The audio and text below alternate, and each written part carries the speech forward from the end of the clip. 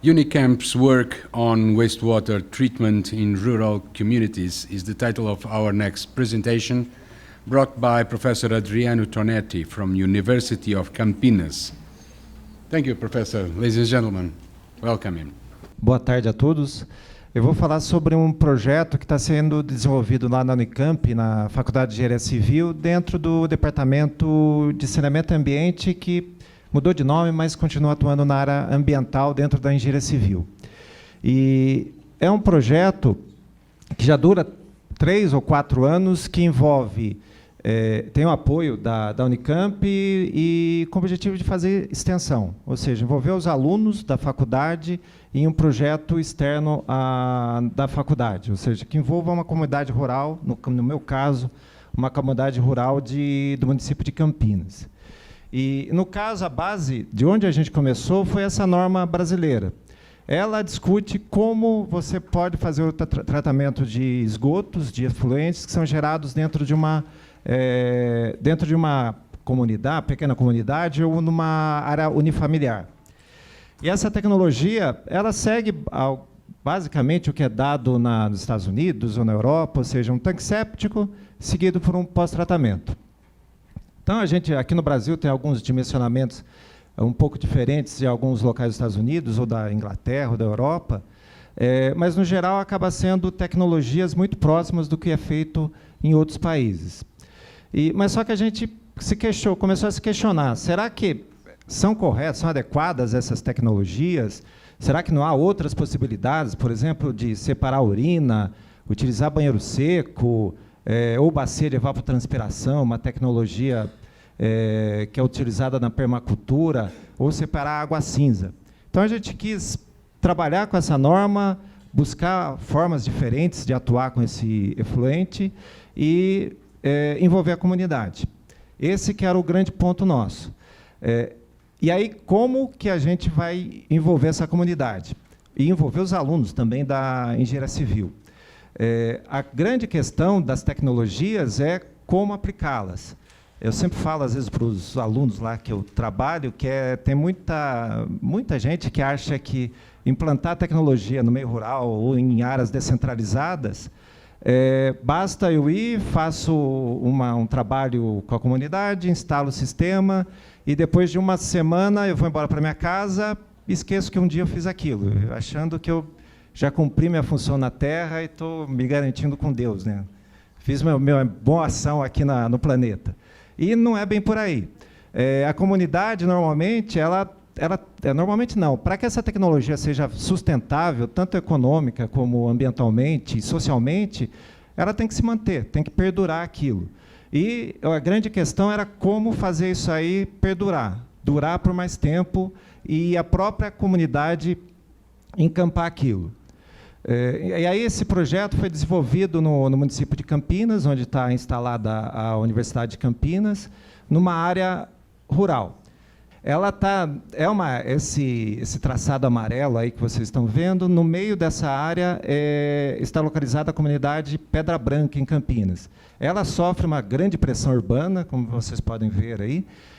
Campinas acho que, se não me engano, é o 3º ou 4º PIB do país, então é uma cidade rica, e toda essa região está sofrendo uma pressão bastante grande do município de Campinas. E, no entanto, esses moradores, uma comunidade que tem descendentes de italianos, de japoneses, eles querem continuar morando nessa região, querem continuar produzindo nessa região. E, no caso, eles produzem goiaba, pêssego, enfim, uma série de carambola, um dos maiores produtores de laranja quincan, uma laranja bem pequena, que é a origem japonesa, é feita aqui lá em Campinas. Quer dizer, o maior produtor do Brasil está localizado nessa região. E aí são alguns agricultores, e o interessante é que é uma área que tem diferentes classes sociais. Tem desde pessoas mais abastadas, com classe média baixa, e pessoas de renda menor. E o corpo hídrico que eles possuem é um corpo hídrico que está em processo de recuperação, mas ainda está bem degradado ainda. Então, a fonte de água que eles possuem é água subterrânea. E a gente queria partir quer dizer, iniciar esse trabalho buscando entender como que eles veem a água nessa região. Mas, para isso, a gente tem que quebrar essa... Não dá para a gente chegar como universidade, bater na porta de cada um desses moradores e conseguir informações. A gente foi entrar em contato com as escolas ali da região. Então, a gente tem uma série de trabalho com os professores locais. A gente observou que a escola, que as crianças eram educadas, não tinha saneamento adequado, então a gente começou a trabalhar com tratamento de esgoto na escola, daí isso aí chegou até a comunidade e partiu de uma demanda das crianças em relação aos pais, e a partir disso a gente conseguiu entrar nessa comunidade. E aí a gente conseguiu, vamos levantar como se dá o ciclo da água dentro dessa comunidade. Aí a gente quis saber de onde vinha a água que eles usavam e para onde ela ia. Então, aí tem a Isabel, que é a doutoranda que fez desenvolver esse trabalho, ela teve acesso aos moradores. No princípio, a gente queria trabalhar com umas 8 famílias por dia. No entanto, como a gente conseguiu uma abertura muito grande dessas famílias, a gente trabalhava basicamente com 2 famílias por dia. Durante a manhã, entrevistava uma família e, à tarde, outra família. E a Isabel saía com morango, laranja, enfim, um monte de frutas e verduras dessa comunidade. E, ao mesmo tempo, com muita informação, muito conteúdo que ela conseguiu obter. No caso, de onde vem a água desses moradores, como ele utilizava, como ele ia ao banheiro, qual que era a característica do uso se havia separação dessas águas, e sempre com o envolvimento dos alunos. E aí, no caso, tudo isso a gente fez de forma espontânea. Nessa figura aí, todas essas propriedades aí com fundo verde são aquelas que demonstraram interesse em participar da pesquisa. A gente conseguiu uma participação por volta das 230 famílias, se não me engano, 40% manifestou o desejo e quis participar da pesquisa. Quer dizer, em nenhum momento a gente foi numa porta, bateu naquela porta e uma pessoa atender e a gente querendo impor um questionário a eles. Então, todas as respostas foram espontâneas. E aí, algumas constatações rápidas aí. 92% dessas famílias separam o esgoto. Quer dizer, ao contrário do que muita gente pensa, aqui no Brasil a gente separa as águas cinzas e as águas do vaso sanitário. As águas cinzas, qual é o destino básico dela? Lançamento no solo. Ou, se não, em menor quantidade, aplicar numa cultura agrícola. Por exemplo, é muito usado aplicar em produção de taioba, ou se não, de bananas. E aqui é um dado que a gente obteve nessas entrevistas. 32% das famílias aplicavam essa água cinza em frutíferas, mas praticamente metade lançava no solo, deixava isso aí escoar no solo. Havia outros sistemas, ou se não, 10% dessas famílias era direto no corpo hídrico.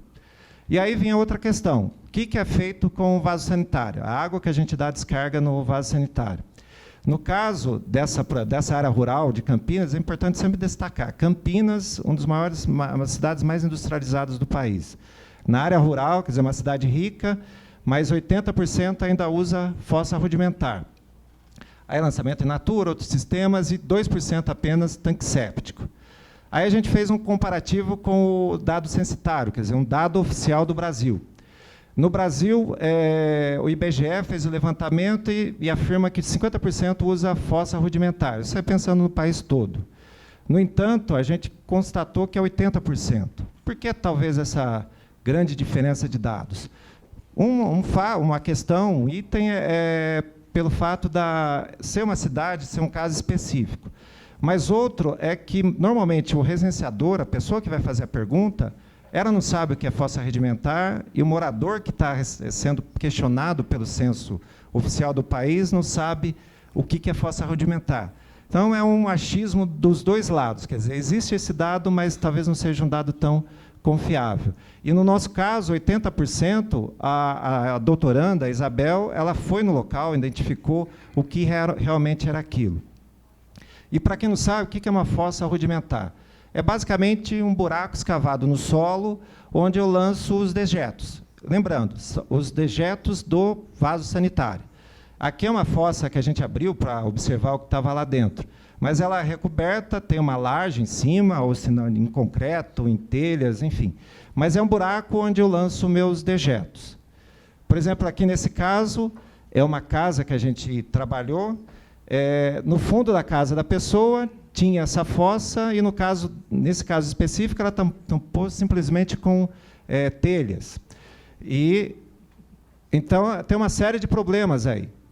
Nesse caso aqui específico, tinha ratos, baratas, enfim. Sempre lembrando, um dos maiores PIBs do Brasil, de municipal, tem um caso como esse. Mas só que um dos pontos aí que a gente trabalha dentro do grupo de pesquisa, será que essa fossa rudimentar está correta, está incorreta? Nesse caso aqui é óbvio, está próxima da casa, não está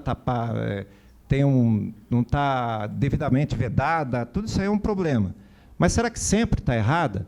Será que se a gente fizer um sistema que é adotado no Brasil, 80% dos casos da área rural, adota um sistema, é um sistema que tem uma cultura local, um conhecimento de dimensionamento, quer dizer, o próprio morador sabe como dimensionar isso e construí-lo.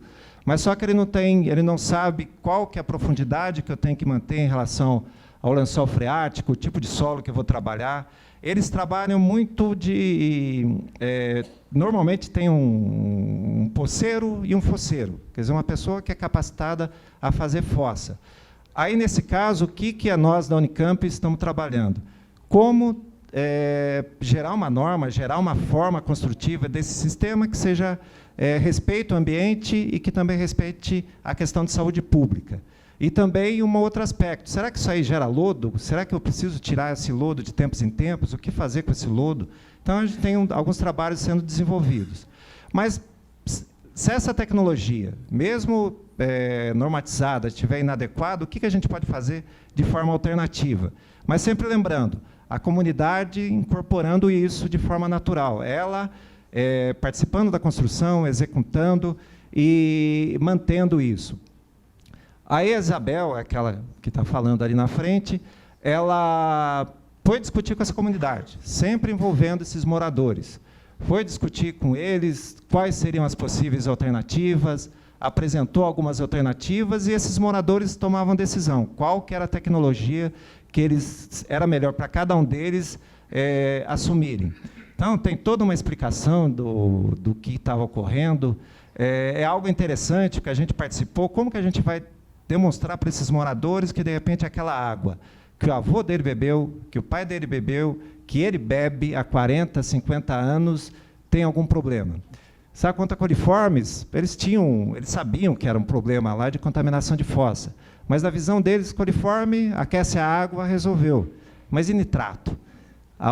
Primeiro, como que a gente vai explicar que o nitrato é um problema?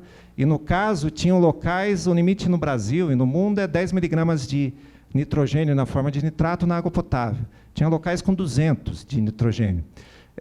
E o grande problema não era a fossa, era a adubação inadequada. Mas como que a gente vai apresentar para esses moradores que aquela água translúcida tem problema sério quanto a nitrato? E a Isabel criou toda uma metodologia que depois a gente publicou isso.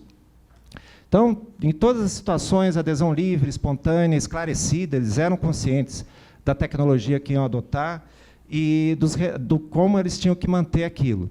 E aí uma alternativa em relação à fossa rudimentar foi a bacia de evapotranspiração, que é um sistema que é todo preenchido com pneus e que forma uma câmara, e o esgoto gerado no vaso sanitário é aplicado dentro dessa câmara e na parte superior a gente coloca uma camada de solo com bananeiras. Então aqui é o sistema sendo construído. Então, são os alunos e os trabalhadores rurais.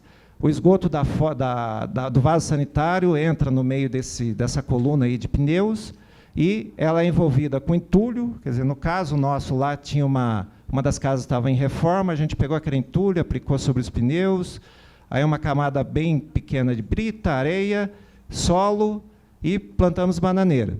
E aí a gente tem uma visão de como ficava essa cultura depois de um tempo.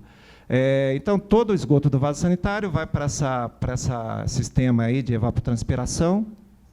A água que entra junto com a descarga que a gente aplica no vaso sanitário, chega um momento que ela entra em equilíbrio. Quer dizer, a base de dimensionamento que a gente faz é a taxa de evapotranspiração das plantas ali existentes. E o interessante, aí o grupo que participou, O morador que decidiu, escolheu essa tecnologia, no começo ele era reticente quanto ao uso ingerir a banana, mas só que depois que ele viu o cacho sendo gerado, a gente foi lá um dia, viu que o cacho tinha sido cortado, daí ele falou, deixa para lá, não tem como uma bactéria, um vírus ou algo subir até a banana. E aí essa tecnologia foi disseminada ali naquela região. Outros moradores que participaram como multiplicadores utilizam essa tecnologia. E eles têm como um aspecto positivo essa questão. A banana, no final, quer dizer, eu vou usar meu esgoto e vou gerar um produto final, que no caso seja a banana. E no caso eles incorporaram isso na sua manutenção. Aí um outro sistema que é bem conhecido, né, o tanque séptico e o filtro anaeróbio.